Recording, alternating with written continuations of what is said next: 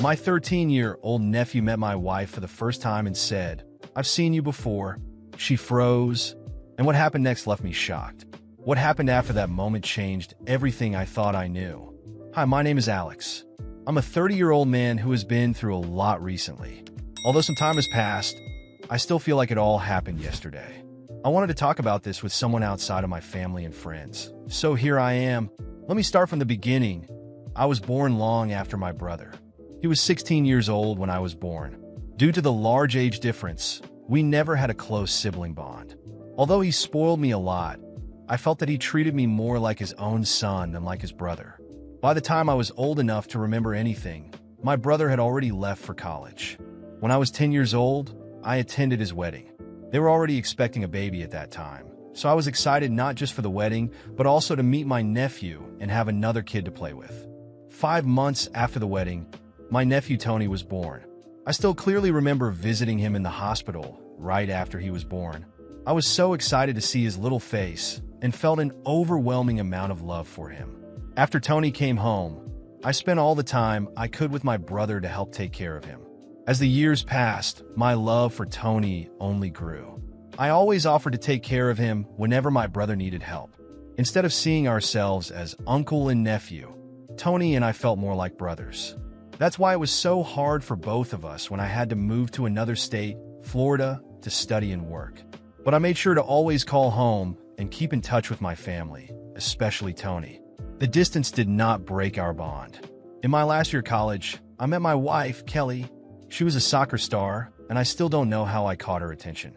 Since I wasn't interested in sports at all, I spent most of my time reading in the library. But one day, Kelly found me there and started talking to me. What I loved most about her was how confident and charming she was. Later, after we had been together for a while, she told me that she was actually nervous to talk to me, but I would never have guessed it from the confidence with which she approached me. We went on several dates and quickly realized that, although we had different interests, we fit very well together. We shared the same sense of humor and spent all our dates laughing until our stomachs hurt. It didn't take long for us to make our relationship official. I always made it clear to Kelly how much I love my family, so she met them through many video calls. The only person I hadn't told Kelly about was my nephew Tony. Although Kelly had already met almost all the important members of my family, she still hadn't met Tony. However, I did talk about him a lot. One day, Kelly asked me why she hadn't met my nephew yet, even though I talked so much about him. I said, "Honey, I haven't introduced you to Tony because he's only 11 years old. I want to protect his innocence from my adult life." She replied, "I don't think 11 years old is too young. I'd like to meet him and be a part of his life too. Tony is the most important person to me, but he's still a child. He doesn't need to be involved in my romantic life," I explained. "It seems like you're keeping me away because you doubt the future of our relationship," she said. "What? That's not true at all," I assured her. "You were afraid to introduce me to Tony in case things didn't work out between us. You don't want to introduce him to someone who won't be a constant in his life," she continued. "You've got it all wrong. It's about protecting him, not doubting us," I said. Okay, let's just leave it alone. Just understand that I see a long future for us," she said. "But I'm simply not ready to mix our worlds yet," I explained. I understood why Kelly was upset, but I wasn't ready to involve Tony in that part of my life. I wanted to protect Tony's innocence, even though deep down I knew I wasn't really doing that. In my mind, he was still that baby I met for the first time in the hospital, and I wanted to keep seeing him that way, at least until he became a teenager. 2 years after we graduated from college, Kelly asked me to move in with her, and I gladly accepted. I was excited to live with a woman I was so deeply in love with. During that time, I also met Kelly's entire family. Kelly was still a little hurt that I hadn't told Tony about her, but she decided to let it go instead of insisting on the subject. I could tell it still bothered her, because she would mention it briefly before changing the subject. When Tony turned 13, I waited a couple of months before finally telling him about Kelly. One day we connected on a video call while Kelly was out running. "Tony, I have something to tell you," I said. "What is it?" he replied. "I have a girlfriend." "Really? Oh my God. Tell me everything," he exclaimed. "Her name is Kelly. We met in college, and we've been together since my senior year." "Is she a good person?" he asked. "She's the best. You're going to love her, I assured him. Then I can't wait to meet her. Well, we were actually planning to come over for Thanksgiving. Wait, seriously? That's bad timing. What do you mean? I asked, confused. I got into that boarding high school I've been talking about for years. I have to be there next month. That's amazing, Tony. I'm so proud of you. Yeah, but I won't be there for Thanksgiving. Don't worry about that. Anyway, I'm planning to marry Kelly, so you'll have plenty of time to meet her. You're already planning weddings? I love it, he said, laughing. Tony looked directly at Kelly for a few seconds, his eyes carrying confusion that quickly turned into recognition. Before I could ask what was happening, he pointed at her with a surprised expression. I've seen you before, Tony said, clearly confused. Kelly went pale, as if all the blood had drained from her face at once. I looked from one to the other, trying to understand what was going on. Tony's words echoed in my head, and I felt a chill down my spine. Something was clearly wrong. Where have you seen her, Tony? I asked, trying to stay calm, while Kelly seemed unable to move or speak. Tony hesitated for a second, as if trying to recall some specific detail. She's Dad's girlfriend. I've seen her at our house several times, Tony replied, frowning. I thought you knew each other, since you were always there too. My mind stopped. Every word he said felt like a blow. Dad's girlfriend? The world around me began to spin, and I felt my throat go dry. I looked at Kelly, who now had wide eyes and a look of pure panic. This isn't true, is it, Kelly? I asked, my voice low, almost a whisper. Every second that passed without a response from her felt like an eternity. She finally opened her mouth, but no words came out. She just mumbled something incomprehensible. Tony was looking at both of us, clearly realizing that he had said something important, and maybe even wrong. Alex, I can explain, Kelly finally managed to say, her voice trembling. Explain what? I demanded, now feeling the anger grow inside me. You were with Tony's dad? You were cheating on me? With my brother? I couldn't believe what I was hearing. All that love, all that trust, the conversations about marriage, everything now felt like a big lie. And the worst part was that Kelly couldn't even deny it. She just looked at me with pleading eyes, while Tony seemed to realize for the first time that something was very wrong. It wasn't supposed to be like this, Alex, she started, but I was already losing my patience. Since when, Kelly? I demanded, my voice now sharp. Since when have you been cheating on me? She lowered her head, tears streaming down her face.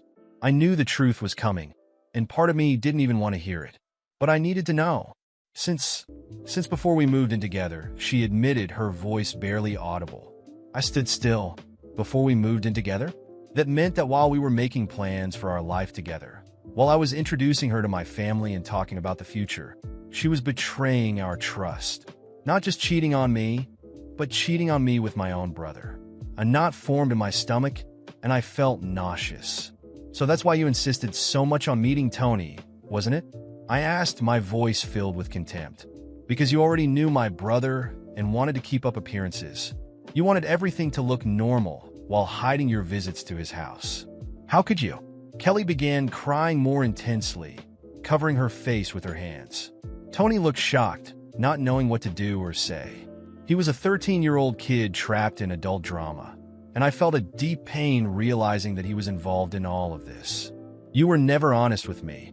I continued, my voice now almost breaking. I loved you, Kelly. I was planning to marry you, to introduce you to Tony because he is the most important person to me. And now I find out you were with his dad? How could you do this? She tried to approach me, extending her hand, but I took a step back, refusing any contact. Please, Alex. I made a mistake. It was a mistake, she pleaded. A mistake? I laughed bitterly. This wasn't a mistake. It was a series of choices. You chose to deceive me, chose to be with my brother, chose to lie to me day after day. There is no excuse for this, Kelly. At that moment, Tony started crying as well, feeling the weight of everything that was happening. I didn't know, Uncle Alex. I thought you knew about all of this. He sobbed, his eyes wide with despair. I approached Tony, kneeling down to be at his level, trying to ignore the whirlwind of emotions inside me for a moment to comfort him. It's not your fault, Tony. You didn't do anything wrong, okay? I said, my voice softening a little as I placed a hand on his shoulder. You just told the truth, and you are not to blame for any of this. Tony nodded, still crying. I turned to Kelly, who was still standing there, with the expression of someone who knew everything was over. I want you to leave, I finally said, my voice cold and determined. It's over, Kelly. I don't want to see you anymore. You destroyed everything we had. She tried to argue, but I raised my hand, signaling her to stop. Leave. Now. Kelly hesitated, but then she turned and left, still crying. I stayed there, kneeling beside Tony, trying to process everything that had happened. I felt a mixture of deep sadness and intense anger. All that time, all that trust, everything had been destroyed in a single moment. Tony hugged me, and I hugged him back, trying to find some comfort amidst the chaos. My brother, my own brother, had done this to me, and Kelly, the woman I had planned to spend the rest of my life with, had betrayed me in the worst possible way. I knew that nothing would ever be the same again. After Kelly left, I remained silent for a while, still hugging Tony. The pain of betrayal and the revelation was intense, but something else began to grow inside me. The need for answers. I needed to confront my brother. I needed to hear his side of the story. I needed to understand how this had happened. I hugged Tony for a moment longer, then carefully wiped his tears and tried to give him a comforting smile. It's going to be okay, Tony, but now I need to sort some things out with your dad, all right? I said to him. He just nodded, visibly shaken. I didn't want to involve him more than he already was, so I left him with my mother, who was visiting and had noticed that something very serious had happened. I quickly explained that we needed to talk privately, and she agreed to take care of Tony. I got into the car and drove to my brother's house, my mind a whirlwind of emotions. Anger, sadness, confusion. Every mile that passed seemed to increase my indignation. How could he do this to me? He knew how much Kelly meant to me. And even so, I arrived at my brother's house and knocked on the door hard, my patience running out by the second. It took a few moments, and when he finally opened the door, his face showed surprise at seeing me there. Alex? What happened? He asked, but I wasn't in the mood for pleasantries. We need to talk now, I said, walking past him and entering the house. He closed the door behind me, clearly confused by my attitude. Sure, what's going on? He asked again, seeming genuinely concerned. I turned to him, my expression serious, trying to contain the anger I felt. It's about Kelly.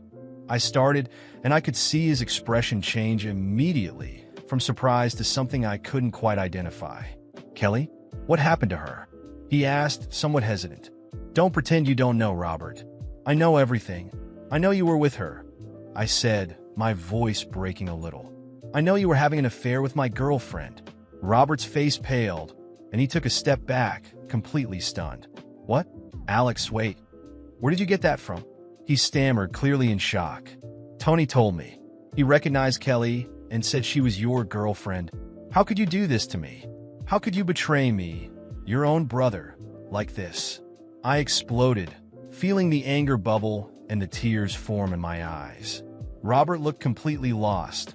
He opened his mouth several times, trying to say something, but nothing came out. Finally, he took a deep breath and shook his head. Alex, I didn't know it was Kelly.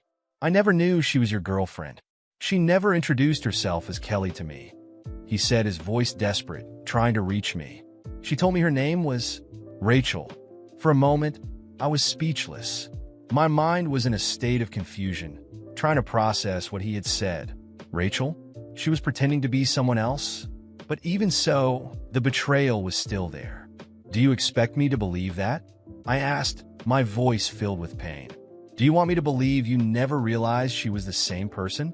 And even if she used another name, you were still with me while being with another woman. You still betrayed me. Robert seemed on the verge of tears now.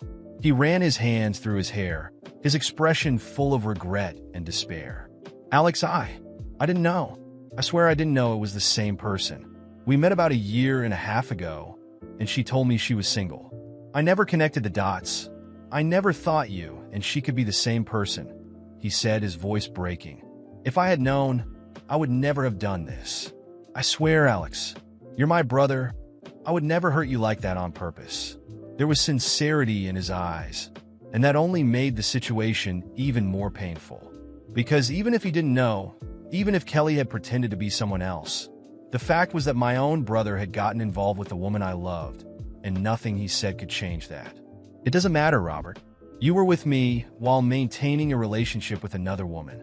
I trusted you, and look where that got us, I said, feeling the anger turn into something darker, a deep sadness, a sense of loss that seemed impossible to overcome.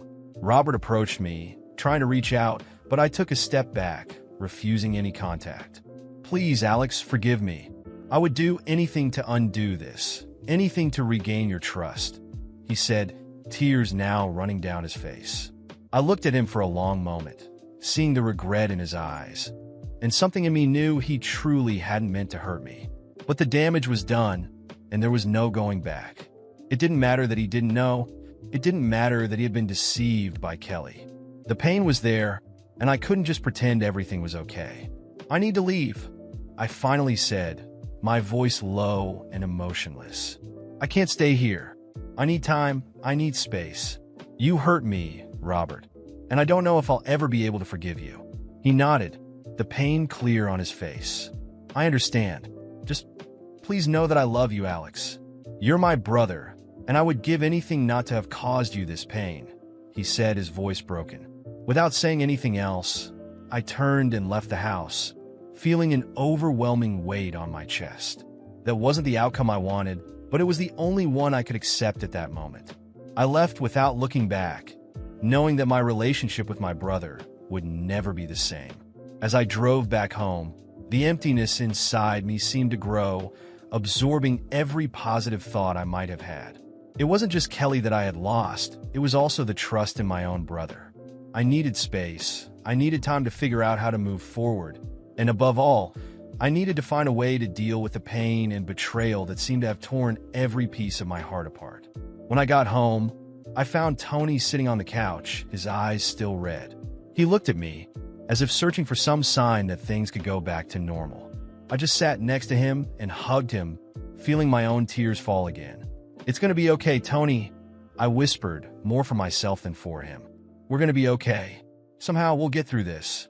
And there we stayed, just two brothers, trying to find comfort in each other, while the world around us seemed to have crumbled. When I prepared to leave my mother's house, Tony came to me, his eyes still red from crying. He seemed unsure, as if he didn't know whether he should say something or just stay silent. I couldn't leave him like that. He wasn't to blame for anything that had happened, and as broken as I was, I didn't want him to feel responsible.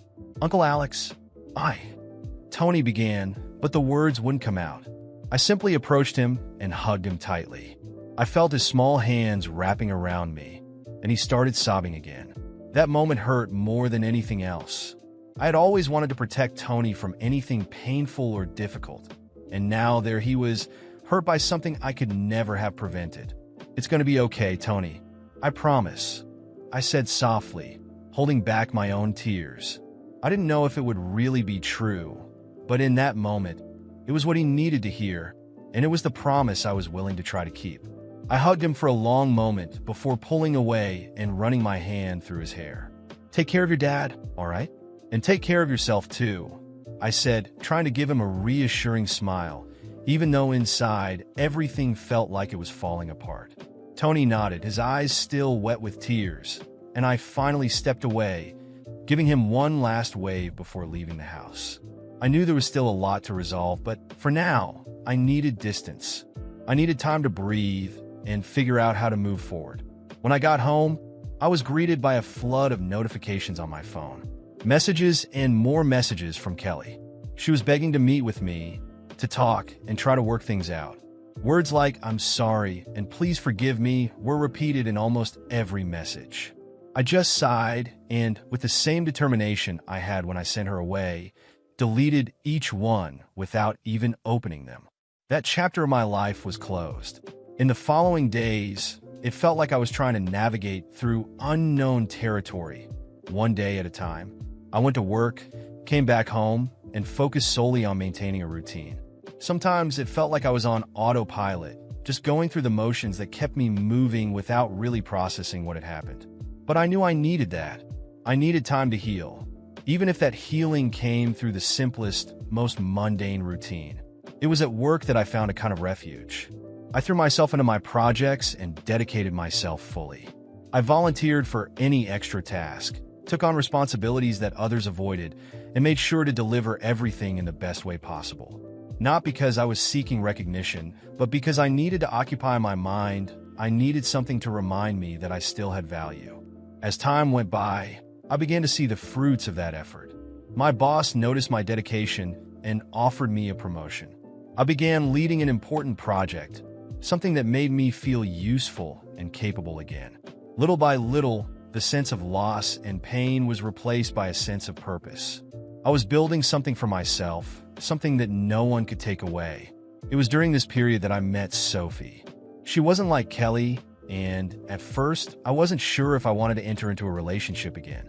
I was afraid of trusting, afraid of opening up, and ending up being betrayed again. But Sophie was patient. She didn't push, didn't try to rush anything.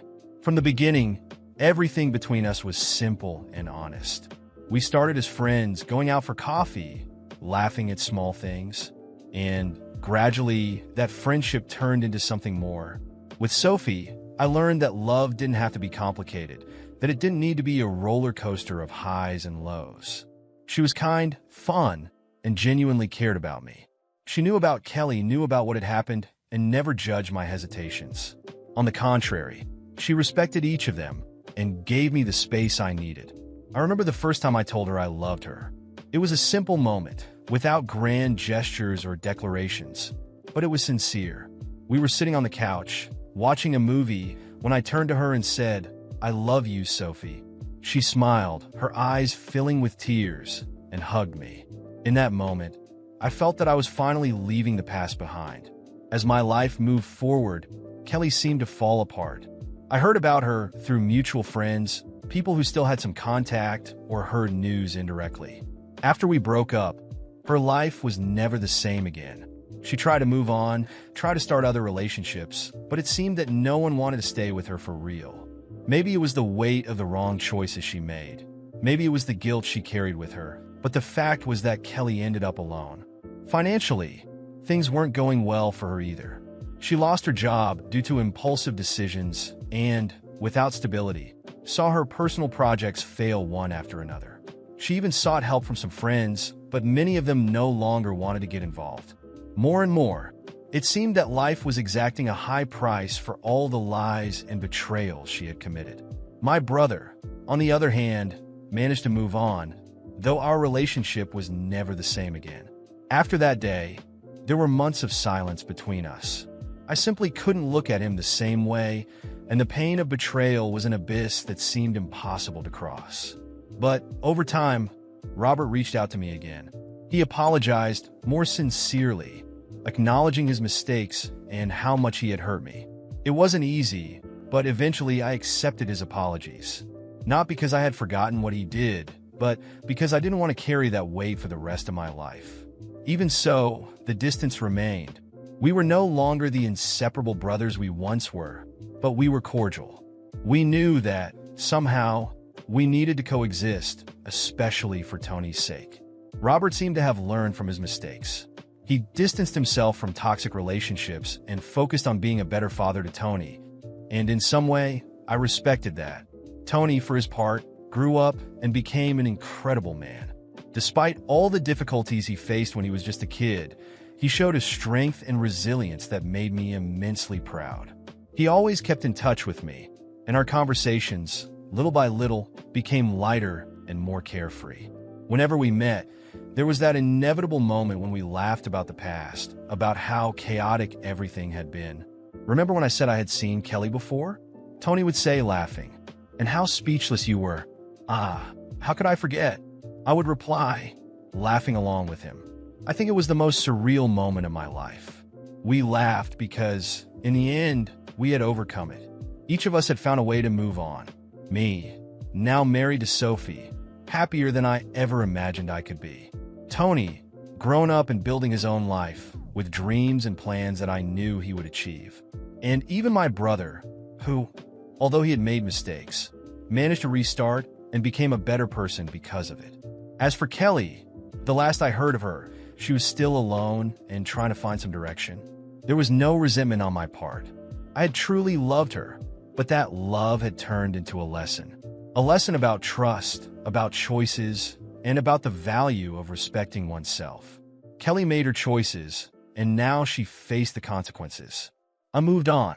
I left the past where it belonged and allowed myself to live a future that made me happy. And that, in the end, was all that mattered.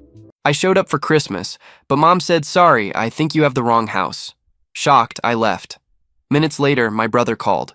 "Don't be upset, but you know we couldn't let you in." I replied, "Understood." He forgot to hang up. He still thinks helping with rent means he's automatically included. I canceled rent, blocked cards, and by morning there were 61 missed calls. I was shivering on the doorstep, my breath misting in the icy air, fingers numb even inside my gloves. I knocked once, then rang the bell. Christmas lights twinkled from the windows. Laughter spilled out like warm honey, muffled but unmistakable. My mother's shadow flickered behind the glass, and a second later the door swung open. "Sorry, I think you have the wrong house," she said, her voice smooth, her face calm. I blinked. "Mom, what are you talking about?" Her expression didn't change. "I'm sorry, I don't recognize you." "Are you serious?" "It's me. It's..." The door clicked shut. No slamming, just a firm, final shut.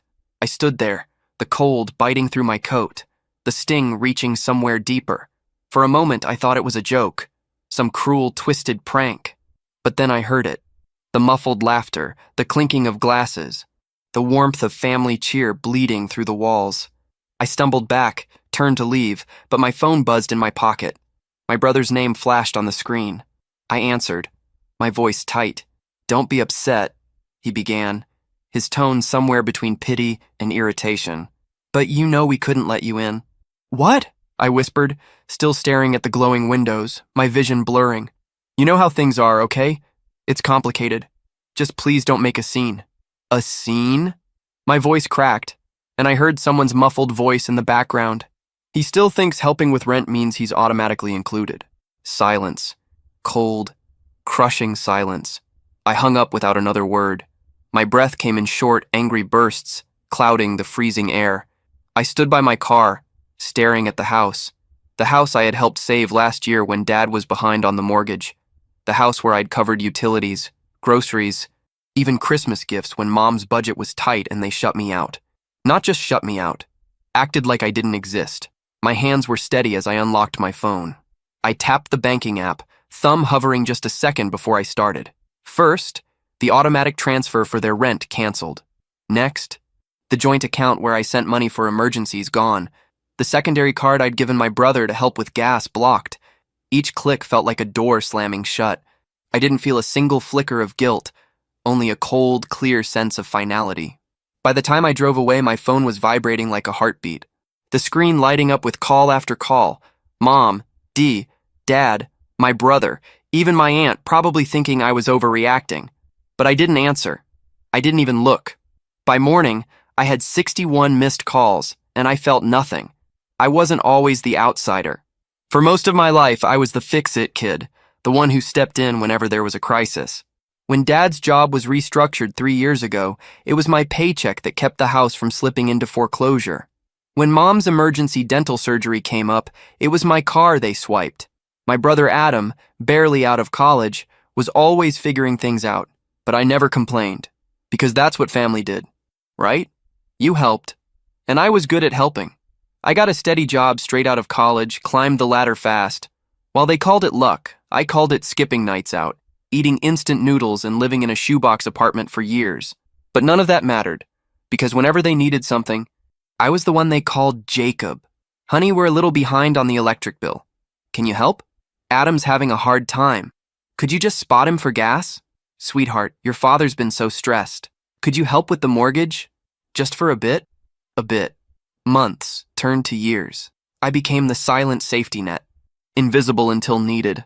I still remember the first time I thought it was strange. Thanksgiving last year. I'd covered the entire dinner, the roast, the pies, even the overpriced bottle of wine Dad insisted on.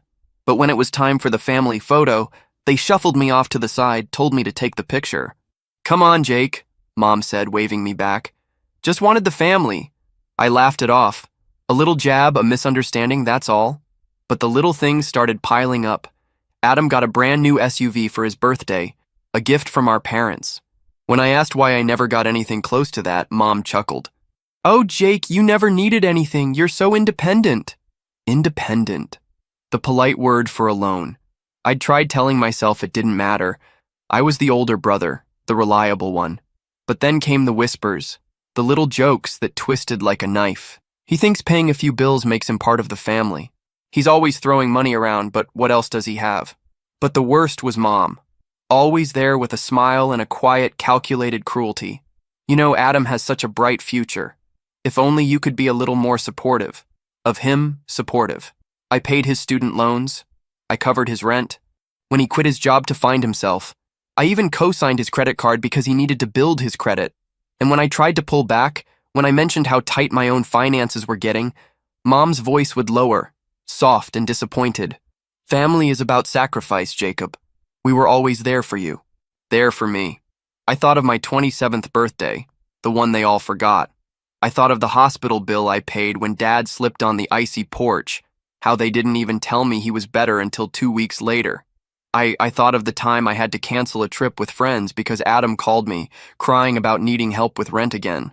But that Christmas night, standing in the cold, staring at the door they shut in my face, something changed. I wasn't their son. I was their sponsor. I remembered how last summer I paid for the roof repairs because the house was practically falling apart. I remembered how I'd slipped a $500 check into Mom's purse just to help out. And I remembered Adam's face at his birthday party, the one I paid for, beaming Mom, hugging him and saying, "We're so proud of you." Proud of what? His ability to leech off me. He still thinks helping with rent means he's automatically included. I sat in my tiny apartment, the blinking lights of my barely decorated Christmas tree mocking me. My phone kept buzzing with their mom. "Jacob, please pick up, it's Christmas." Adam, "Dude, stop being dramatic. Let's talk." Dad, "You know your mother is upset. Call her." But the words never changed. No apologies, no acknowledgement. Just commands like always. I leaned back, staring at the ceiling. How many years? How many times had I been the invisible lifeline, the silent sponsor of their picture-perfect family? The next morning I called the bank, canceled the automatic transfers. My name was pulled from the joint account I'd set up for emergencies. Mom's credit card, the one I co-signed, gone. The gas card Adam used in case of job interviews, blocked. Then I called the landlord, the one who managed the house they rented. A quiet, simple call. "Yes, I'm calling to update the account. Rent will no longer be paid from my account." I didn't leave a note. No explanation, just a cold, clean cut. I made coffee, watched the snow pile up outside. My phone kept buzzing, missed calls piling up. But I didn't answer. I didn't even watch. And for the first time in years, I felt something warm under the cold. Not guilt, not regret, but freedom. It took less than 24 hours for the explosion. The first call I picked up was my mother's, her voice already sharpened to a frantic edge. "Jacob, what did you do? The rent's not paid. The card isn't working." "Did you?" "I did," I interrupted, my voice calm, almost bored. "You can't just do this," she shrieked. "Your brother needs that card for gas. We need the rent covered. Your father is." "I don't care," I said. Silence for the first time. She had nothing to say. I could almost picture her standing there, her mouth opening and closing like a fish out of water. "Jacob," she whispered, the panic giving way to something colder. "You're being incredibly selfish." "Selfish?" I laughed, the sound sharp enough to sting. "Was it selfish when I paid your electric bill last month? When I covered Dad's prescription because his insurance didn't work? Was it selfish when I paid for Adam's entire graduation trip?" "That was a gift," she snapped, the warmth gone, replaced with the ice of accusation. "A gift is something you give freely, not something you demand. You know how hard it is for your brother. Not everyone's as comfortable as you are." "Comfortable?" I laughed again, this time louder. "Is that what you call it? Working 60-hour weeks while he plays video games? Watching you shower him with praise for his potential while I'm nothing more than a walking ATM? You need to calm down," she snapped. The words clipped and sharp. Family is about sacrifice. Then sacrifice something. I shouted, and the words were out before I could stop them. Sacrifice that new SUV you got, Dad. Sacrifice the vacations you keep posting about. Sacrifice Adam's struggle and tell him to get a job. There was a hiss on the other end. A sharp intake of breath. I don't recognize you anymore, Jacob. You're being cruel. No, Mom, I'm being clear. I let the silence hang for a second. Then I'm done. I hung up. The next call came from Adam, his voice quieter but just as venomous. Bro, what is wrong with you? Mom's crying. Dad's freaking out. You just cut us off? Yes. Dude, you can't just do that. We're family. No, we're not. Not anymore. Are you serious right now? His voice froze, the fake shock barely masking the fury. All this because of some money? You've lost it because of money? I hissed. You mean the money I've spent paying your rent? Your credit card? Your stupid streaming subscriptions? Or maybe you mean the money I used to keep the lights on at Mom and Dad's house because they were too busy pretending to be upper class to pay their bills. You're such a no. I'm awake. I finally see it. You think I'm just the guy you call when the world's falling apart. But I'm not. Not anymore. You're being dramatic, he spat. But I heard it, the fear beneath the anger. You're really going to ruin Christmas over this? Christmas? I laughed again. Was I even invited to Christmas? Or was I just the one expected to pay for it? I can't believe you. You don't have to. I was done. I was free. And then came the group text. The nuclear option. Mom, family meeting. Now. Everyone come to the house. I thought about ignoring it. About staying in my warm, quiet apartment, letting them scream into the void. But a dark, cold fury was already pulsing in my veins. So I grabbed my coat, locked the door, and drove. The house was lit up like a postcard, warm light spilling from the windows, the wreath on the door twisted in fake holly and gold ribbon. I stepped inside without knocking. They were all Mom, her face blotchy and tears streaked. Dad pacing by the fireplace, his fist clenched. Adam Smith slouched on the couch, his phone glowing in his hands. Finally, Mom cried, rushing toward me. Jacob, this has gone too far. We're family. We don't just turn our backs on each other. You did. The room froze. I saw the shock in her eyes, the way Dad's pacing stopped. Even Adam looked up, his mouth falling open. You did. The moment you closed that door on me, the moment you shut me out, laughed about me behind my back, the moment you decided that I was nothing but a wallet to you. That's not true. Mom gasped. You're a son. Am I? I stepped forward, feeling the heat in my chest, burning through the cold. Because I was here when you needed rent, when you needed the roof fixed, when Dad needed his car repaired. But Christmas? I was nothing. Not even a knock on the door. Just shut out. Jacob, you don't understand, Dad began, his voice low, almost pleading. Then explain it to me, Blaine. He glanced at Mom, then at Adam. No one spoke. Exactly. I turned to leave. Wait. Mom's voice was sharp, desperate. You can't just leave, we're family. Family means sacrifice, I cut in. Then start sacrificing. Because I'm done. Adam jumped up, his face red. Oh, so what? You're going to take your money and run? Go cry in your fancy apartment while we suffer? Suffer? I laughed in his face. You're 24 and still living off your parents. You're not suffering. You're freeloading. Enough. Dad's voice boomed. Jacob, we can fix this. Just come back. Help out like you always do. No. Mom's face twisted, her voice breaking. Jacob, please. We're your family. We love you. I looked at her, at Dad's stunned silence, at Adam's twisted scowl. I felt nothing. Nothing but cold, clear certainty.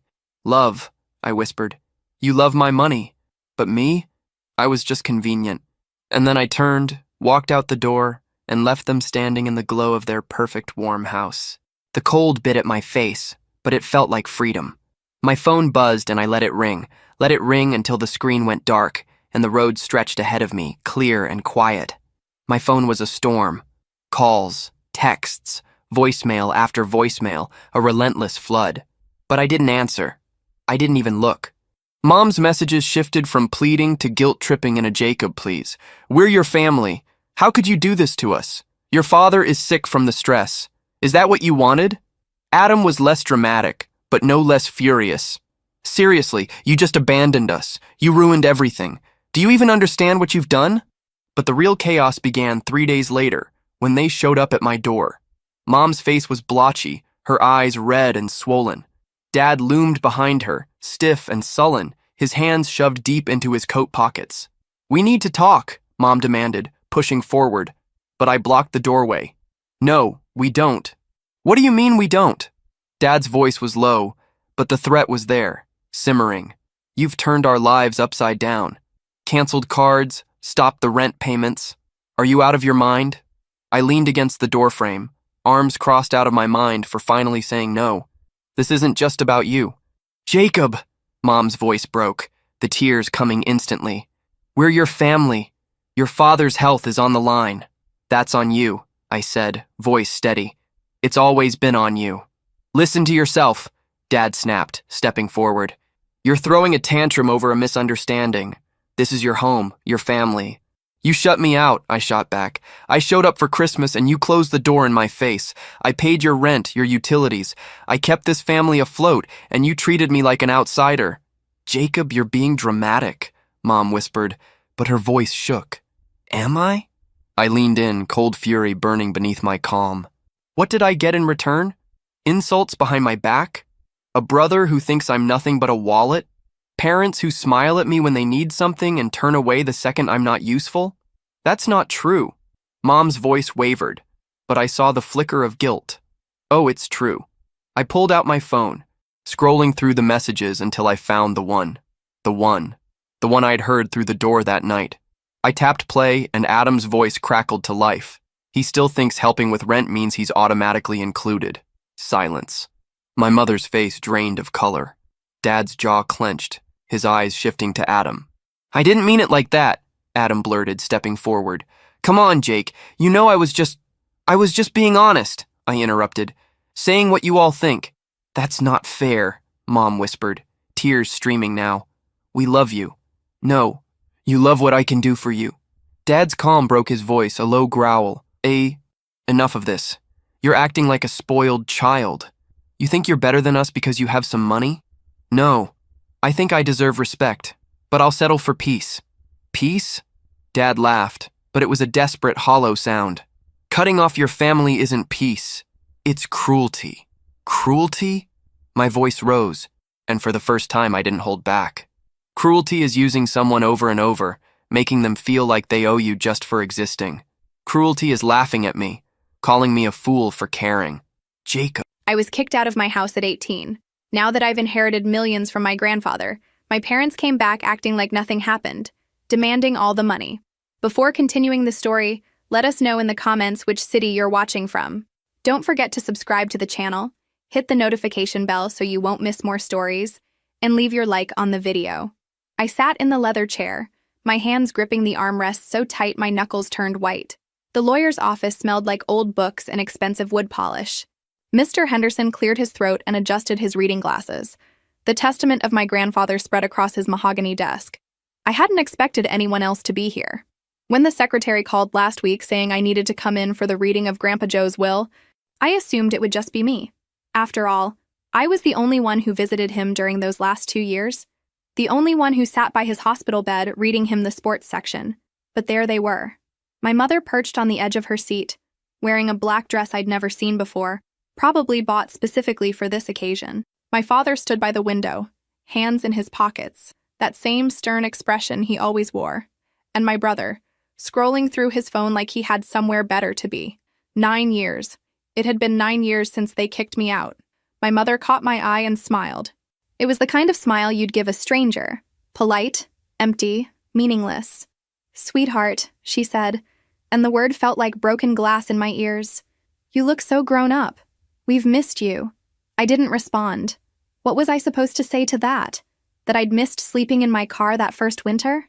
That I'd missed eating ramen noodles for 3 months straight because I couldn't afford anything else?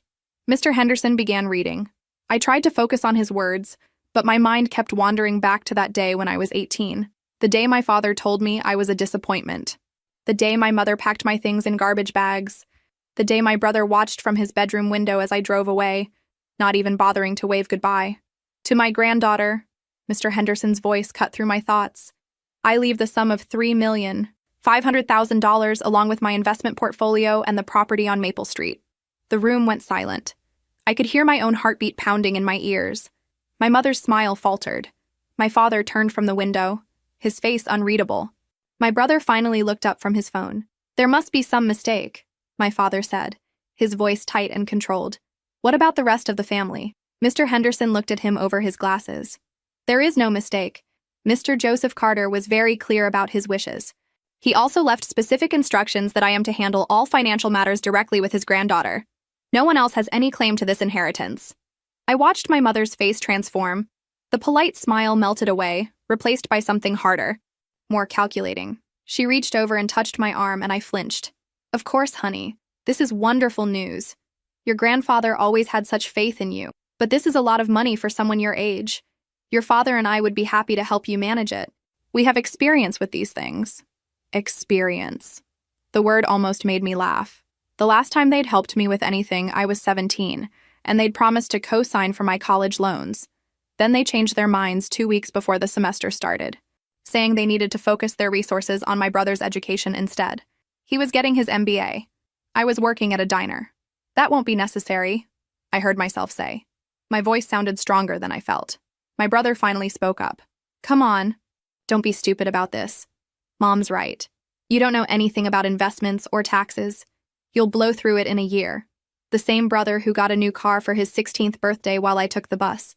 The same brother who got a trip to Europe after high school while I got a suitcase and directions to the nearest homeless shelter. Mr. Henderson closed the file. "The estate is settled. I'll be in touch within the week to begin the transfer process." He looked directly at me. "Your grandfather also left you a letter. I'll have my assistant bring it." As we filed out of the office, my mother linked her arm through mine like we were old friends. "We should all have dinner tonight. There's so much to catch up on. Your father has some excellent investment advisors we could introduce you to."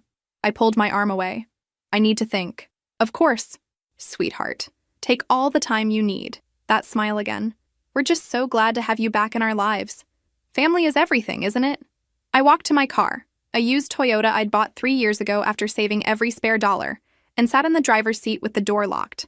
Through the windshield, I could see them standing in a tight circle in the parking lot. My mother was gesturing animatedly. My father had his phone out. My brother was shaking his head. They were planning something. I could feel it in my bones, the same way I'd felt it 9 years ago when I sensed the storm coming but couldn't do anything to stop it. My phone buzzed. A text from my brother. "We need to talk. This doesn't have to be complicated." I deleted it without responding and drove away, watching them disappear in my rearview mirror. The envelope from Mr. Henderson sat on my passenger seat, the letter from Grandpa Joe. I wasn't ready to open it yet. 9 years ago, they'd thrown me away like I was nothing. Now, suddenly, I was family again.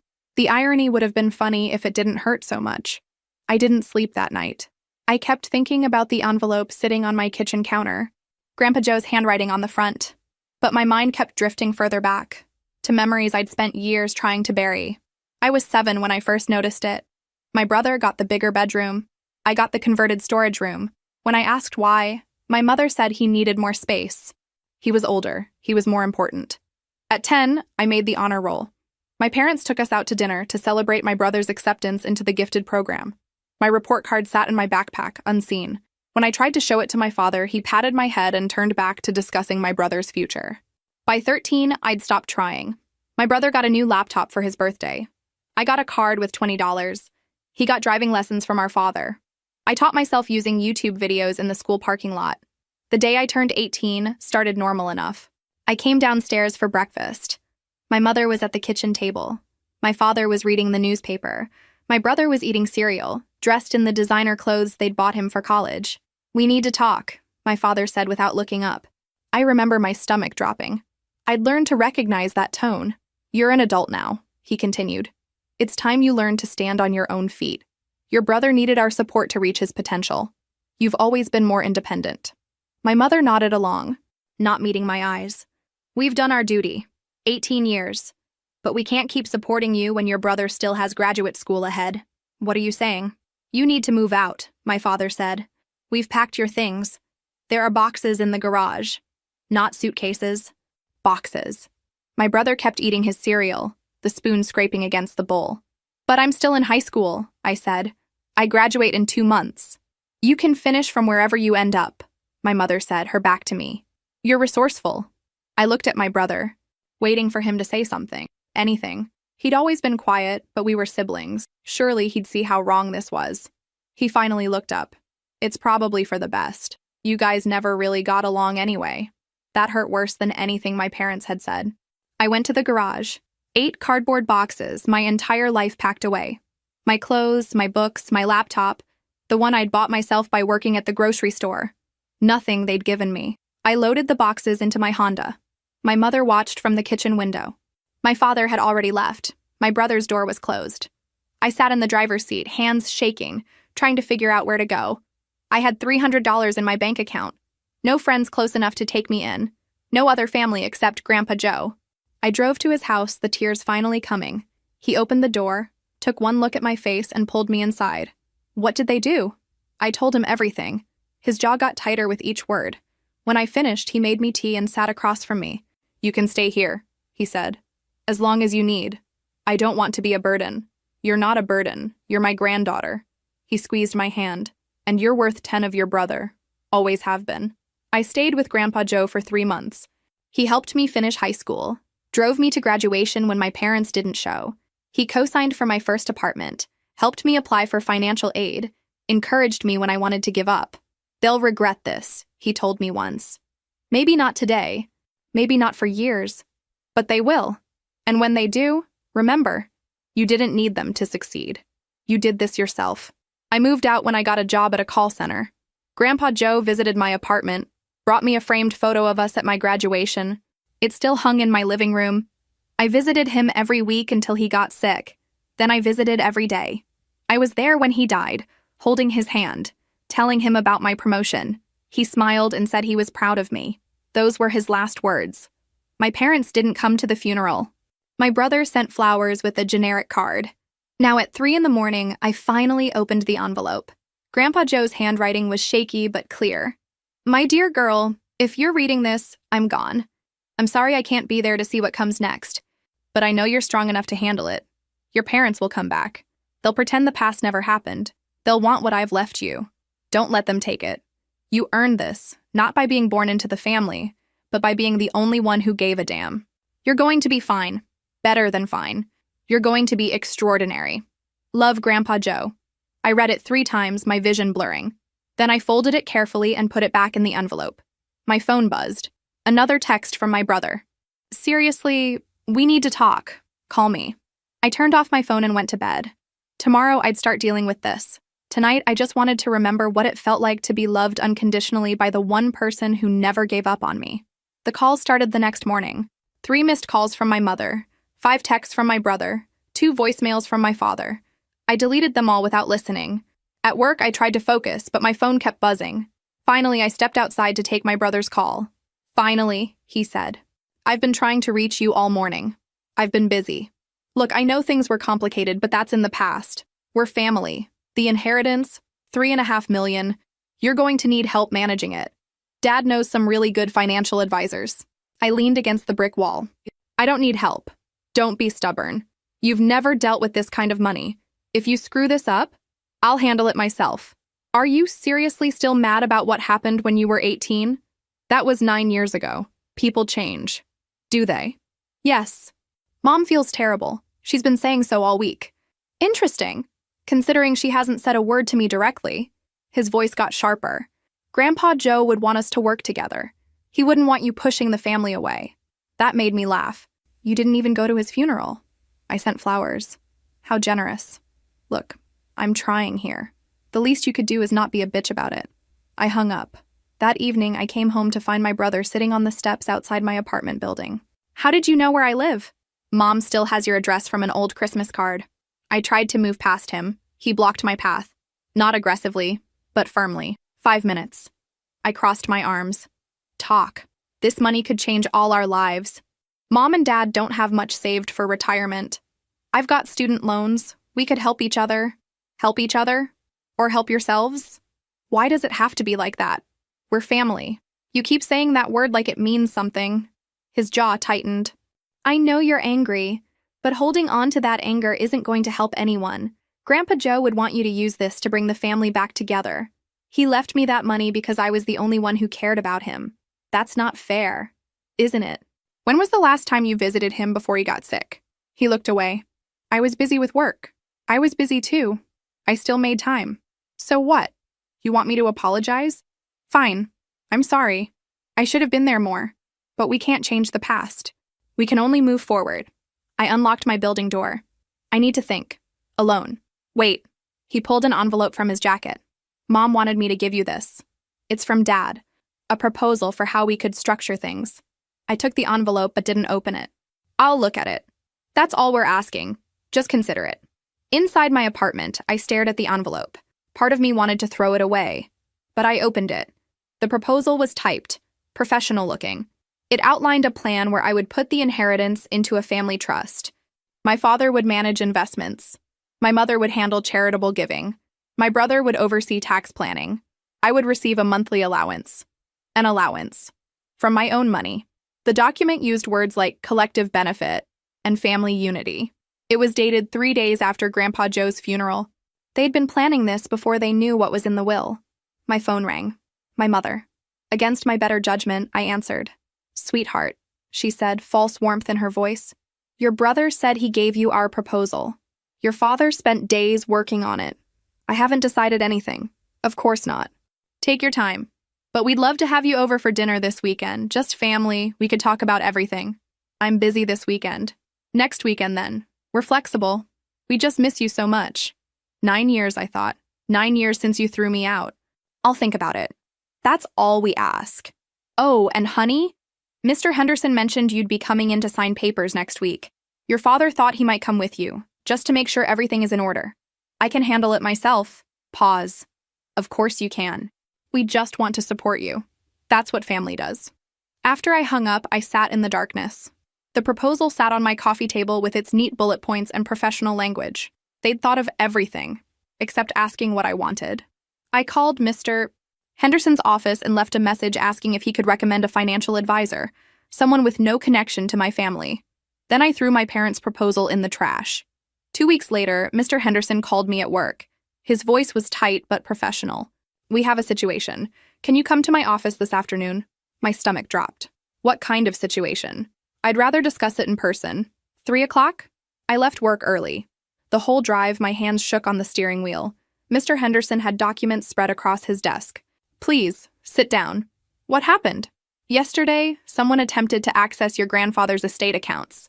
They presented themselves as your legal representative, claiming power of attorney. The room tilted. What?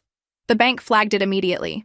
Your grandfather's will requires your direct signature in person with ID. No exceptions. Who was it? Your father. He had what appeared to be a notarized document claiming you'd granted him power of attorney due to mental incapacity and inexperience. I felt sick. I never signed anything. I know. The notary stamp was fake. We've reported it to the authorities. He paused. There's more. This morning, we received a letter from an attorney representing your parents. They're claiming your grandfather was unduly influenced. They're contesting the will. My father had tried to steal from me. And when that failed, they were taking a different approach. What do I do? Get your own attorney. Document everything, every call, text, interaction, and don't engage with them directly. Everything goes through lawyers now. He slid a business card across the desk. Patricia Chen, estate litigation attorney. How long will this take? Months, probably. Your grandfather anticipated this, which is why he was so careful with documentation. But they're going to make it difficult. I left his office numb. In my car, I checked my phone. 17 missed calls from my family. I'd blocked their numbers, but they'd started using different phones. An email from my brother. I don't know what Henderson told you, but you need to hear our side. Dad was only trying to help. We're family. We don't need lawyers between us. I deleted it. That night, I called Patricia Chen and scheduled an appointment. The next morning, my car wouldn't start. Dead battery. When the mechanic looked, he frowned. Weird. Your battery cables are loose. Really loose. Almost like someone disconnected them partway. My brother had been here 2 weeks ago. He'd known which car was mine. At Patricia Chen's office, I told her everything. She took notes, her expression neutral. This is a clear pattern of harassment and attempted fraud, she said. The fake power of attorney alone is serious. Combined with the will contest and escalating behavior, we have options. What kind of options? Restraining order. Criminal charges for fraud. Motion to dismiss their will contest as frivolous and demand they pay your legal fees. Will that work? The evidence is overwhelmingly in your favor. Your grandfather left an incredible paper trail. Medical records, witness statements, security footage, written declarations. Unless they have evidence we don't know about, this won't last long. She leaned forward. But I need you prepared. This will get ugly. They'll say terrible things about you in legal documents. Can you handle that? I thought about sleeping in my car at 18, working double shifts while finishing my degree online, sitting by Grandpa Joe's hospital bed while my parents pretended I didn't exist. Yes, I said. I can handle it. Good. Let's get to work. Patricia filed our responses. The restraining order included every text, voicemail, unwanted visit. The motion to dismiss included Mr. Henderson's documentation and expert testimony. My parents' lawyer fired back with a document claiming I'd manipulated an elderly man, isolated him from family, poisoned him against his children. They said Grandpa Joe had been depressed and vulnerable, easy prey. Reading it made me physically ill. Patricia said not to take it personally, legal strategy, not truth, but it felt personal. Then came subpoenas, my bank records, employment history, medical records. They were fishing for anything to use against me. Patricia assured me it was normal. They won't find anything because there's nothing to find. She was right. My records showed a woman who worked hard, paid bills, lived responsibly, but the invasion felt violating. My mother left one final voicemail before the restraining order took effect. Her voice was ice. You're making a terrible mistake. We're your family. When this is over and you have nothing, don't come crawling back to us. I saved the recording and sent it to Patricia. Perfect, she said. This shows they know they're going to lose. I wanted to believe her, but lying in bed at night, I couldn't shake the feeling that somehow they'd find a way to win. They always did. The whispers started at the grocery store. I noticed people staring, then quickly looking away. At first, I thought I was being paranoid. Then I heard fragments of conversations that stopped when I got close. My coworker texted me, "Hey, did you see the neighborhood Facebook group? There are some posts about you." I checked. Anonymous accounts claiming I'd abandoned my family for years, only to swoop in when my grandfather was dying. Posts calling me a gold digger, a manipulator. Comments from people I'd never met, calling me greedy and heartless. Someone had posted my photo with the caption, "This woman conned an elderly man out of millions. Shame on her." Within days, the damage spread everywhere. The woman at my usual coffee shop stopped making small talk. My gym membership was mysteriously under review. Someone left a note on my car. "Karma is coming for you." At work, colleagues who used to chat with me in the break room now made excuses to leave when I entered. My boss pulled me aside. Uncomfortable. "We've received some concerning emails about you. I don't believe them, but HR needs to investigate." "It's my family," I said. "They're trying to destroy my reputation because I won't give them the inheritance." "I understand. Just keep your head down until this blows over." But it didn't blow over. It got worse. Someone posted a 1-star review on my company's website, claiming I'd provided terrible service and stolen client information. It was completely false, but it was there for everyone to see. My landlord called. "I've had complaints from other tenants. Nothing specific, just they're uncomfortable. Is there something going on?" My car was keyed again, this time across the hood. Thief. I stopped going to my usual places. The grocery store, the coffee shop, the gym. Every public space felt hostile. People who'd smiled at me for years now looked at me with suspicion or disgust. My phone rang constantly. Blocked numbers, unknown callers. When I answered, it was either silence or whispered insults. "You should be ashamed. He trusted you. You're disgusting." I changed my number. Within 2 days, the calls started again. The isolation was crushing. I'd spent 9 years building a life in this community. I had work friends, gym acquaintances, familiar faces at the coffee shop. Not close relationships, but connections. People who knew my name, who smiled when they saw me. Now I had nothing. I was a pariah in my own neighborhood. Patricia documented everything. The posts, the vandalism, the harassment, but it didn't stop. My parents had poisoned the well so thoroughly that people believed them without question. The breaking point came when I ran into someone from Grandpa Joe's church in the parking lot. I'd always liked her. She'd been kind to me at the funeral. "How are you?" I asked, genuinely hoping for a normal interaction. She looked at me with cold eyes. "I know what you did. Your grandfather would be ashamed," She walked away, leaving me standing there, gutted. That night, I sat in my apartment with all the lights off, curtains closed. The walls felt like they were closing in. Every sound made me jump. Was it another vandal? Another harassing call? I thought about Grandpa Joe's letter, about being strong. But I didn't feel strong. I felt crushed under the weight of lies I couldn't fight fast enough. My phone buzzed. An email from my mother, from a new address I hadn't blocked yet. "You've brought this on yourself. All you had to do was share.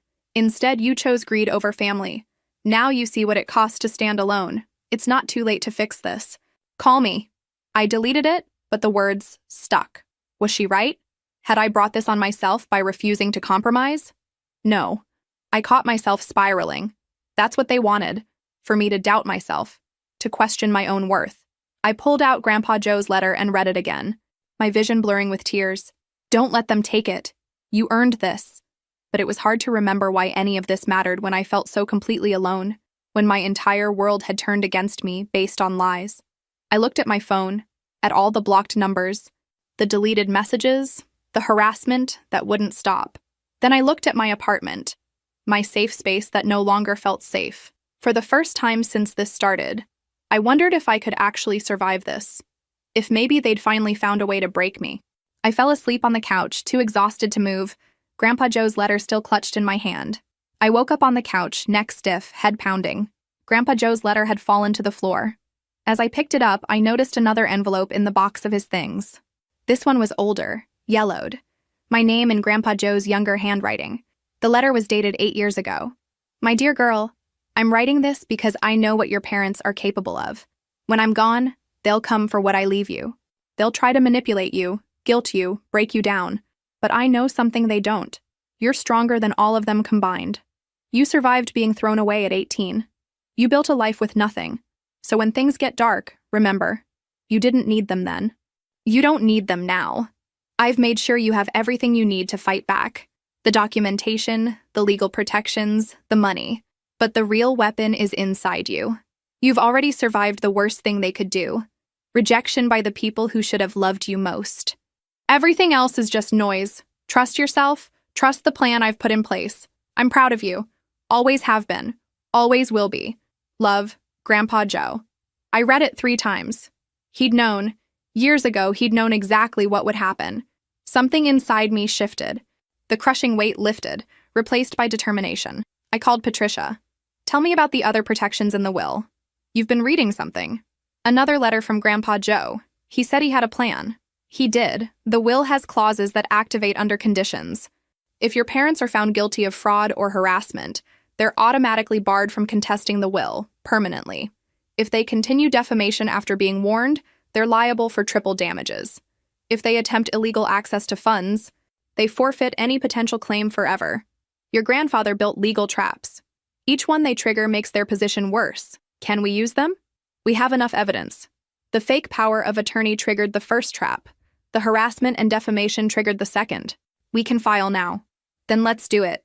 Over the next days, I stopped hiding. I went back to my coffee shop. When the barista gave me a cold look, I met her eyes and ordered calmly. I went to the gym, the grocery store, the park. People stared. People whispered. But I didn't run. I also started building an active case. Screenshots of every false post with timestamps, recordings of threatening calls transcribed, photos of vandalism with police reports, witness statements from everyone approached by my family. The woman from Grandpa Joe's church called. "Your mother approached me 3 weeks ago. She asked me to post negative things about you online, offered to pay me $500. I said no, but I know 4 others who said yes. Would you testify to that?" "Yes." "I'm sorry I was cold before." "Thank you for telling me now." One by one, the truth emerged. The coffee shop owner admitted my father offered him money to refuse my business. My landlord confessed he'd received threatening calls. The person who posted the fake review, paid by my brother. The campaign had been funded, coordinated, systematic. Patricia filed our countersuit. Defamation with documented damages, criminal harassment with coordination evidence, attempted fraud, civil conspiracy. We asked for compensatory damages, punitive damages, and a permanent restraining order. We invoked every protective clause in Grandpa Joe's will. My parents' lawyer tried to dismiss it as a family dispute. Patricia presented our evidence. Hours of documentation, 37 witnesses, financial records showing payments to harassers, phone records proving coordination. The judge reviewed it in silence for 10 minutes. Then she looked up. This goes beyond a family dispute. This is coordinated harassment and defamation. I'm ordering a full evidentiary hearing. And I'm granting a preliminary restraining order effective immediately. My parents' lawyer looked stunned. Walking out, Patricia was smiling. They just realized they're in real trouble. That night, I felt clear, focused. I understood what Grandpa Joe had done. He hadn't just protected my inheritance. He'd given me tools to fight people who'd spent my life making me feel powerless. Every clause in the will, every document prepared, every legal protection established, all designed to turn their tactics against them. I looked at both letters, now taped to my refrigerator. Tomorrow we'd prepare for the hearing, but tonight, for the first time in weeks, I slept peacefully. Because I finally understood. I wasn't fighting alone. Grandpa Joe was still protecting me, still believing in me, and he'd made sure I had everything I needed to win. With Patricia's help, I hired a financial advisor, someone Mr. Henderson recommended who had no connection to my family. Her name was Joan, a woman in her 50s, who'd built her career managing inheritances and trusts. First rule, she said at our first meeting, don't touch the principal for at least 6 months. Let's set up a structure that protects you. We created a diversified investment portfolio. Nothing flashy, nothing risky.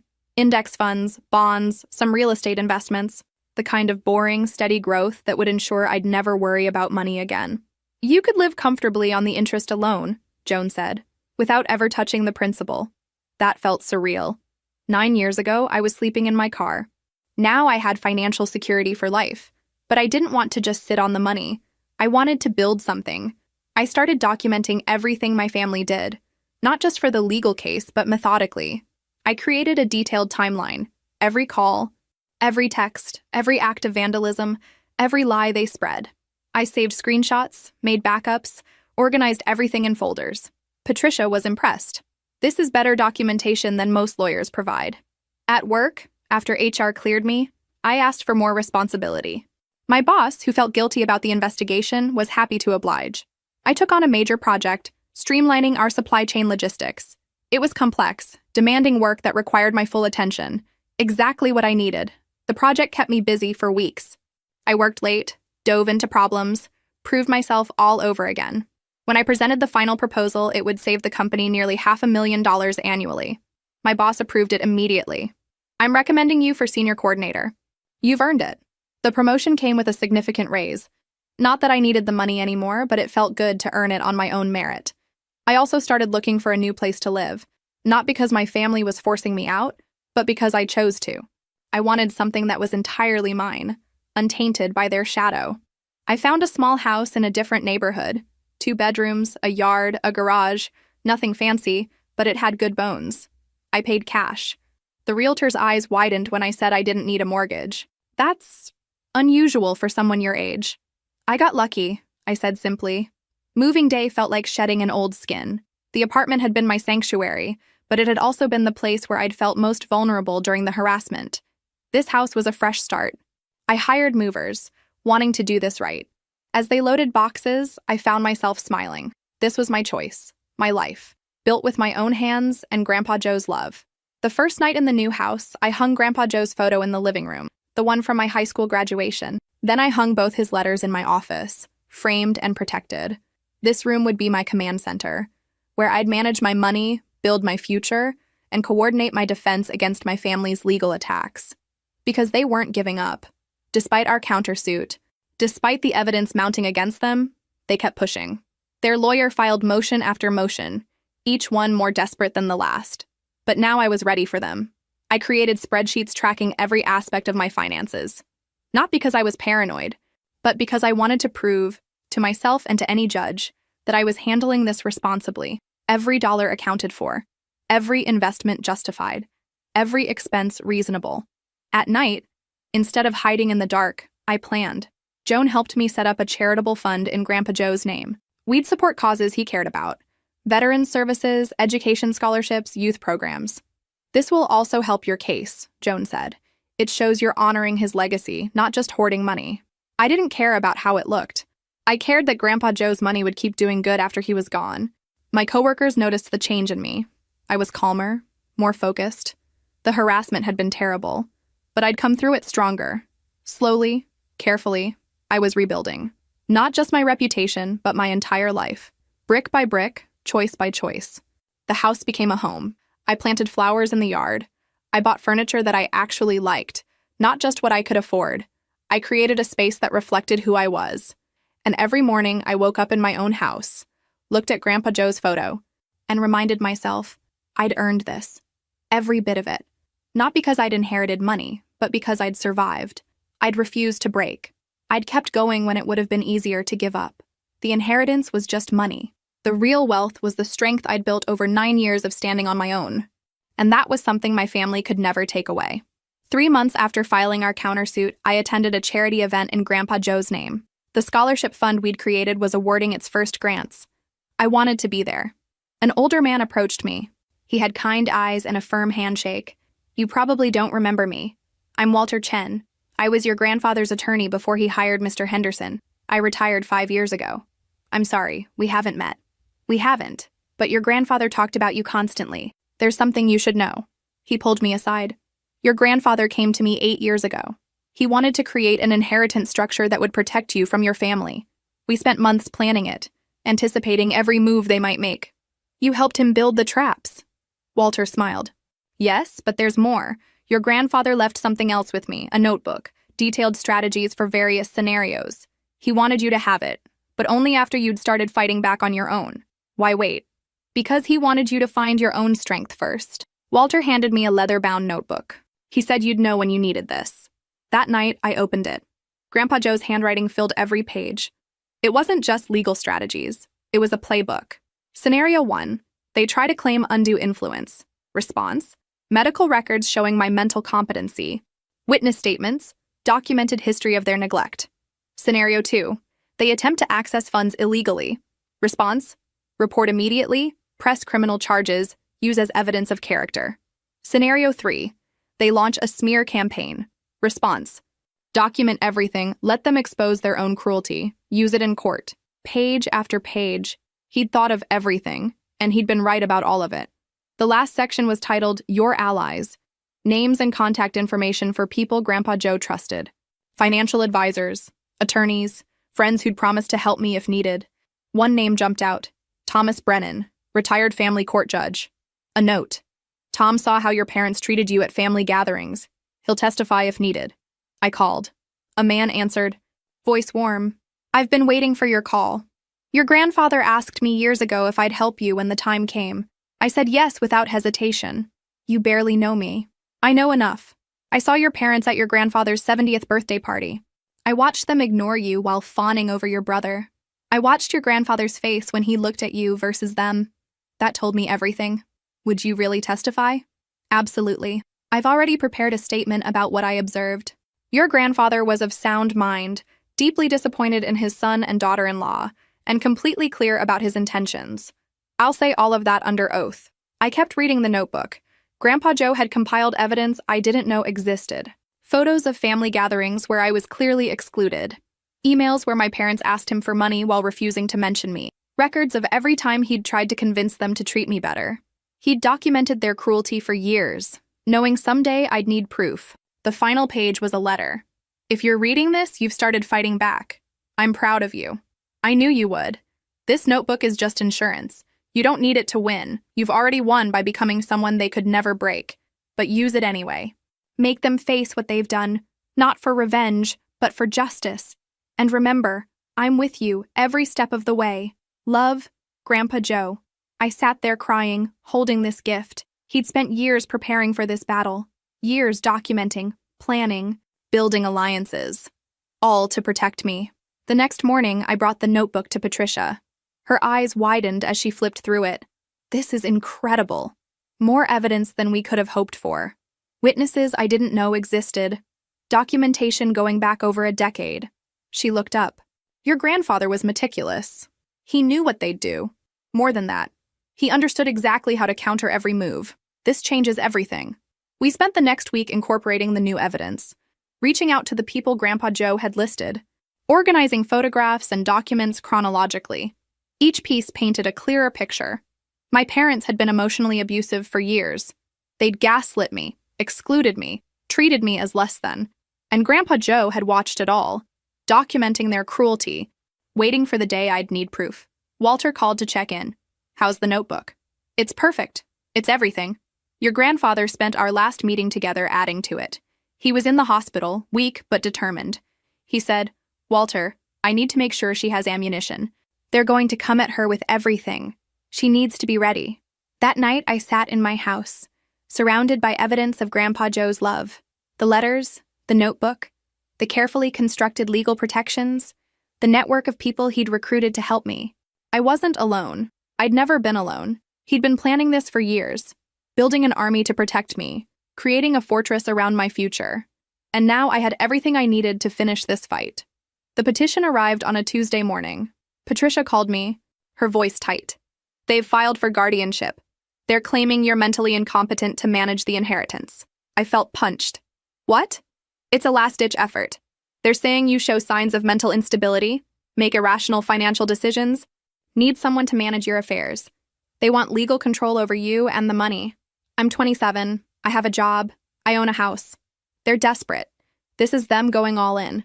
They've hired a psychiatrist willing to say you exhibit concerning behavior based on their descriptions. No actual examination. That's insane. It is. But we take it seriously. The hearing is in 3 weeks. My parents were trying to have me declared incompetent. They wanted to take away my autonomy, my rights, not just the money, me. Over the next weeks, we assembled our case. My employer provided records showing excellent job performance, my promotion, my leadership. Joan documented my financial management, every investment sound, every decision reasonable. My doctor provided records showing I was healthy. We gathered character witnesses, co-workers, neighbors, the woman from Grandpa Joe's church, and we prepared to use Grandpa Joe's notebook. Thomas Brennan, the retired judge, was willing to testify about what he'd observed at family gatherings, about my parents' treatment of me. I'll tell the truth, he said, that your grandfather worried about this exact scenario. The day arrived. I dressed professionally.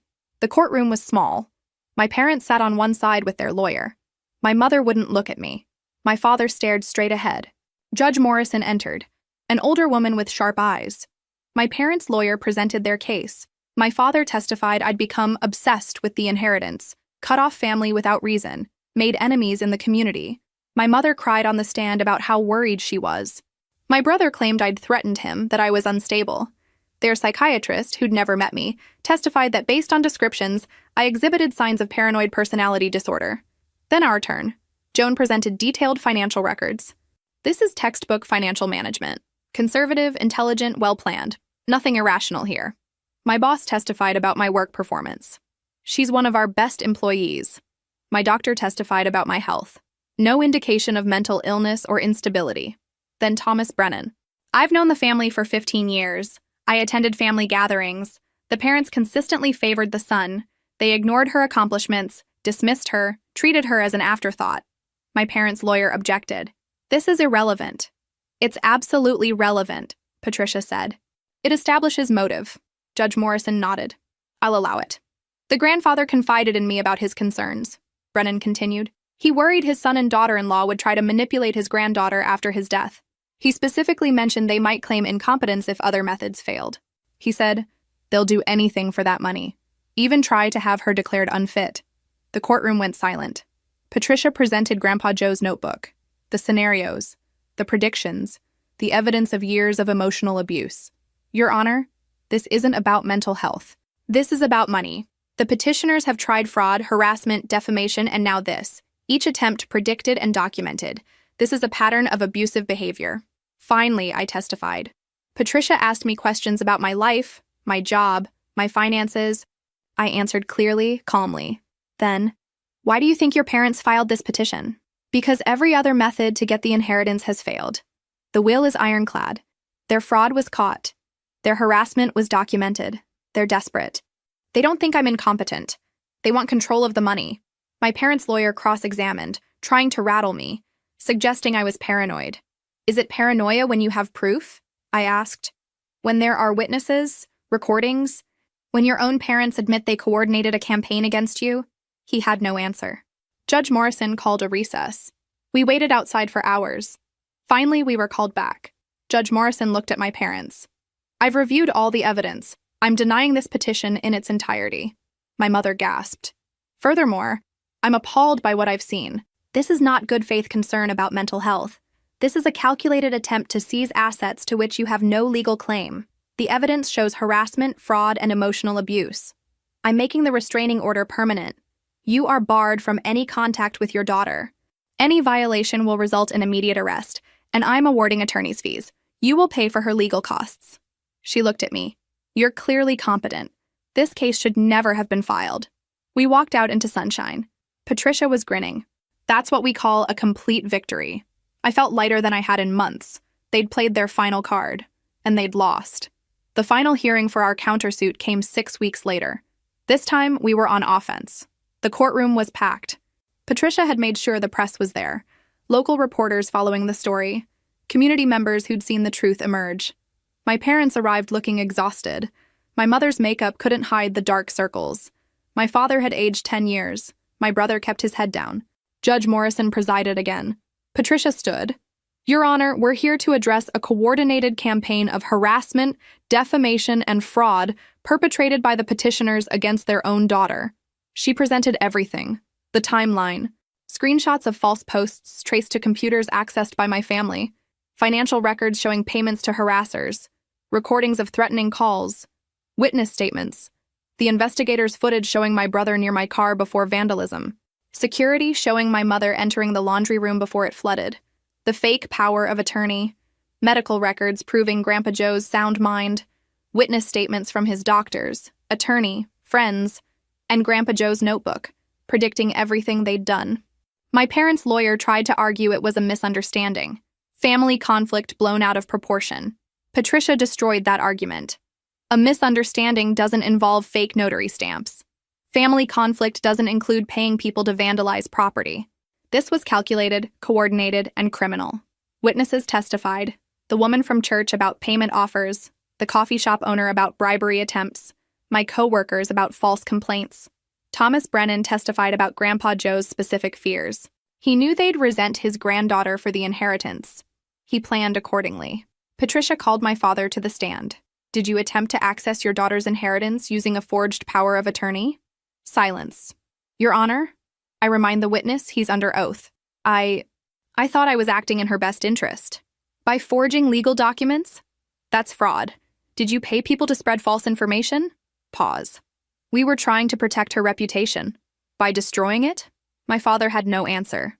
My mother cried, tried to play victim, said they were concerned parents.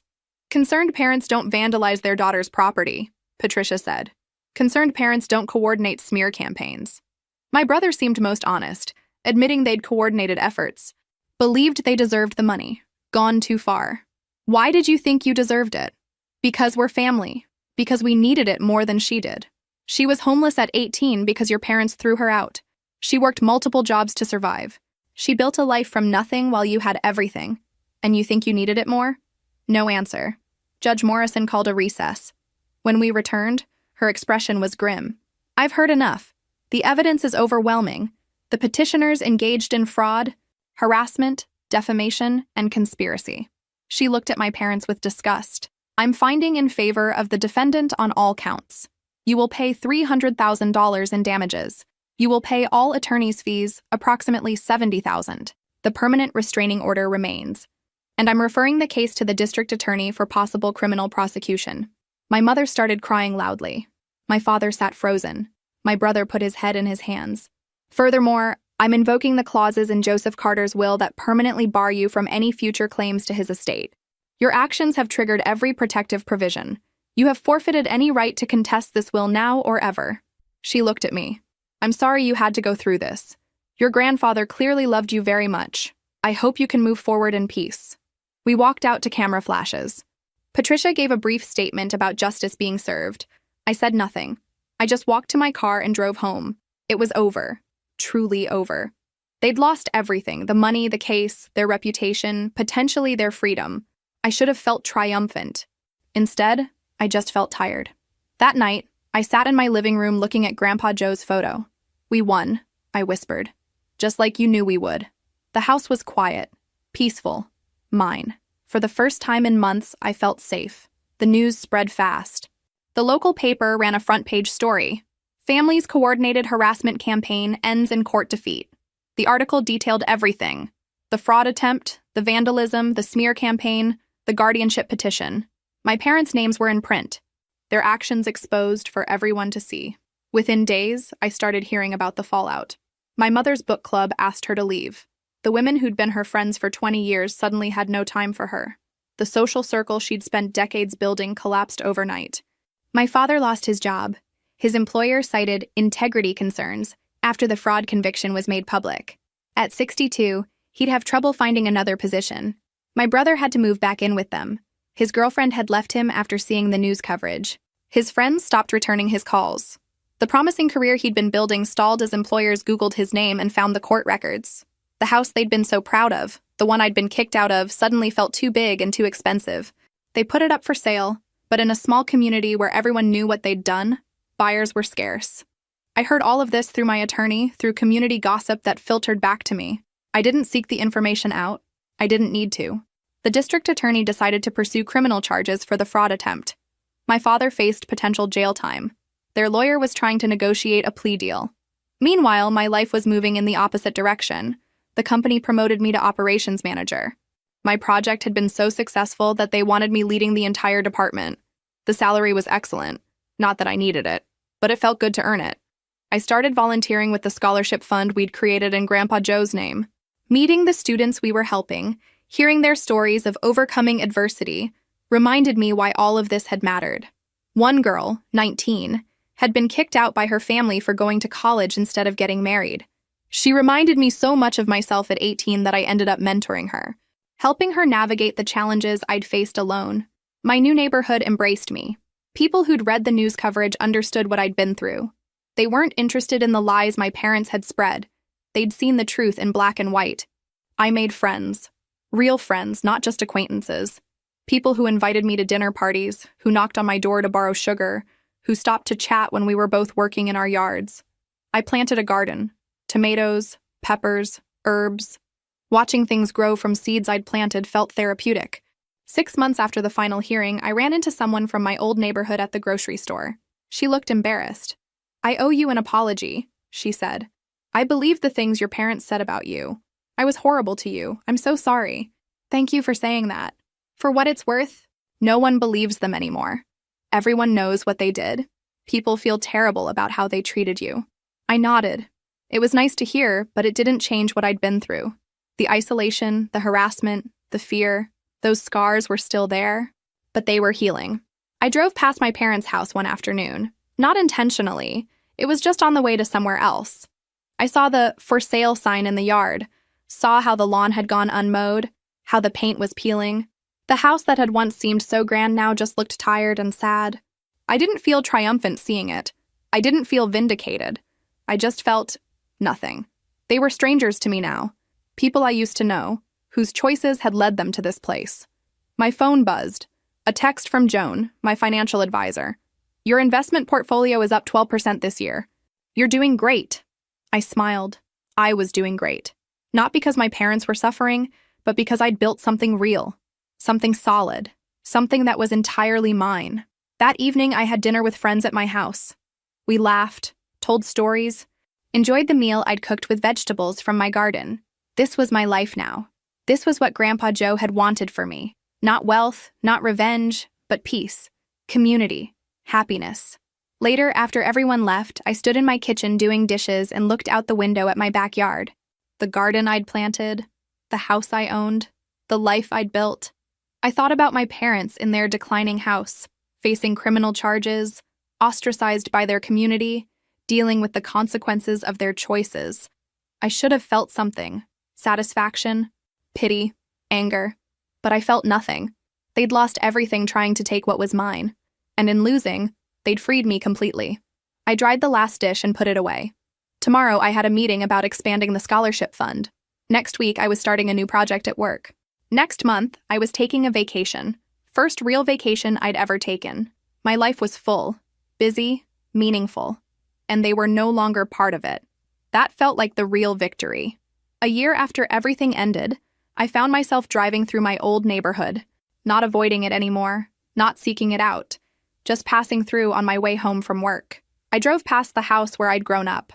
The for sale sign was still there, faded and leaning. The grass was overgrown. One shutter hung crooked. The house looked abandoned, though I knew my parents and brother still lived there. I slowed down, really looking at it. I remembered being 7 in that house, wondering why my brother got the big bedroom. Being 10 with a report card no one looked at. Being 13, teaching myself to drive because no one would help. Being 18, loading boxes while my mother watched without saying goodbye. Those memories used to hurt. They used to make me feel small and unwanted. Now, looking at that house, I felt free. The house hadn't changed, but I had. I wasn't that little girl anymore, desperate for approval. I wasn't the teenager trying to prove her worth. I wasn't even the scared 27-year-old who'd sat in a lawyer's office while her family circled like vultures. I was someone else now. Someone who'd built a life they tried to destroy. Someone who'd stood up when they tried to knock me down. Someone who'd won, not by becoming like them, but by refusing to. I thought about Grandpa Joe, about his letters, his notebook, his careful planning. He'd known this day would come, when I'd drive past this house and feel nothing but peace. The real inheritance wasn't the money. It was the freedom to define my own worth. I drove on, leaving the house behind. My house was 20 minutes away, a real home, filled with light and laughter and people who cared. Tomorrow I'd meet with 3 new scholarship recipients. Kids rejected by their families but refusing to give up. I'd tell them what Grandpa Joe told me. You're stronger than you think. You're going to be okay. Better than okay. Next week, I'd start a new work project, leading a team I'd built. People who respected me, valued my ideas, saw me as competent. Next month, I'd take that vacation, 2 weeks in Italy, solo. Because I could, because I wanted to, because my life was mine. The inheritance gave me financial security. But Grandpa Joe gave me something more valuable. He showed me I was worth fighting for, worth protecting, worth loving. My parents never learned that lesson. They'd spent my life trying to convince me I was less than, and their need to prove me worthless had destroyed them. They'd lost their reputation, their community, their careers. My father had pleaded guilty to fraud. My mother was a pariah. My brother was nearly 30, living in his childhood bedroom, the house they couldn't sell, the friends who'd abandoned them, the shame they couldn't escape. I should have felt vindicated, but I didn't. Their suffering had nothing to do with me anymore. I hadn't destroyed them. They'd destroyed themselves. I'd just refused to be destroyed along with them. I pulled into my driveway and smiled. The porch light was on. The garden was blooming. Everything was exactly as I'd left it. Safe, peaceful, mine. Inside, I made dinner, worked on a presentation, watered my plants. Normal things, beautiful things. This was the life Grandpa Joe had fought to give me. Not wealth or revenge or triumph over enemies, just a life. A good one. One where I decided my own value, built my own future, chose my own path. A life where I was enough, had always been enough, would always be enough. I looked at his photo on the wall. Thank you, I whispered, for everything. The smile in the photo seemed to say, I always knew you'd be okay. Better than okay. Extraordinary. And he was right. I turned off the lights and headed to bed. Tomorrow was a new day, full of possibilities, unburdened by the past. My parents were no longer part of my story. They'd been a chapter I'd survived, a test I'd passed, a battle I'd won by refusing to become them. Now they were just people I used to know, people whose choices led them down a dark path while I walked toward the light. I didn't forgive them. I didn't need to. Forgiveness would imply their actions still had power over me. They didn't. I was free. And that was the best revenge of all. Living well, without them, without needing them, without even thinking about them, unless I chose to. I fell asleep in my own bed, in my own house, living my own life, finally, completely, triumphantly free.